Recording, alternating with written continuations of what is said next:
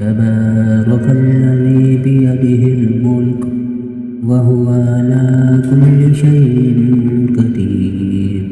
الذي خلق الموت والحياة ليبلوكم أيكم أحسن عملا وهو العزيز الغفور الذي خلق 7 سماوات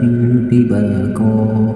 ما ترى في خلق الرحمن من تفاوت فارجع البصر هل ترى من فتور ثم ارجع البصر كرتين ينقلب إليك البصر خاسئا وهو حسير ولقد زينا السماء الدنيا بمصابيح وجعلناها رجوما للشياطين وأعتدنا لهم عذاب السعير وللذين كفروا بربهم عذاب جهنم وبئس المصير إذا ألقوا فيها سمعوا لها شهيقا وهي تفور تكاد تميز من الغيظ كلما ألقي فيها فوج سألهم خزنتها ألم يأتكم نذير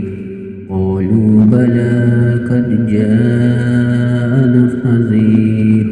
فكذبنا وقلنا ما نزل الله من شيء إن أنتم إلا في ضلال كبير وقالوا لو كنا نسمع أو نعقل ما كنا في أصحاب السعير فاعترفوا بذنبهم فسحقا لأصحاب السعير إن الذين يخشون ربهم بالغيب لهم مغفرة وأجر كبير فاسروا قولكم أو اجهروا به إنه عليم بذات الصدور ألا يعلم من خلق وهو اللطيف الخبير هو الذي جعل لكم الأرض ذلولا فامشوا في مناكبها وكلوا من رزقه وإليه النشور أمنتم من في السماء أن يخسف بكم الأرض فإذا هي تمور أم أمنتم من في السماء أن يرسل عليكم حاصبا فستعلمون كيف نذير ولقد كذب الذين من قبلهم فكيف كان نكير أولم يروا إلى الطير فوقهم صافات ويقبضن ما يمسكهن إلا الرحمن إنه بكل شيء بصير أمن هذا الذي هو جند لكم ينصركم من دون الرحمن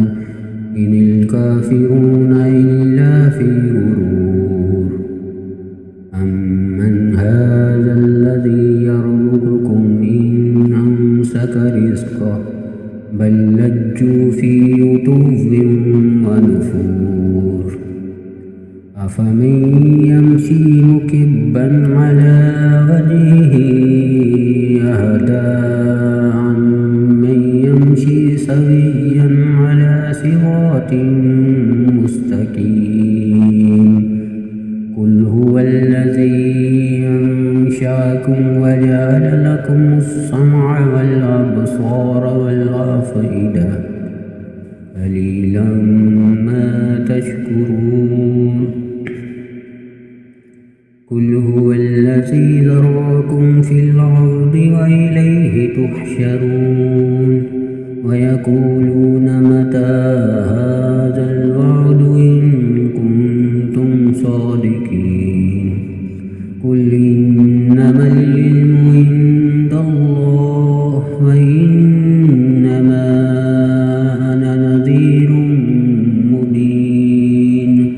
فلما رأوه زلفة سيئت وجوه الذين كفروا فقيل هذا الذي كنتم به تدعون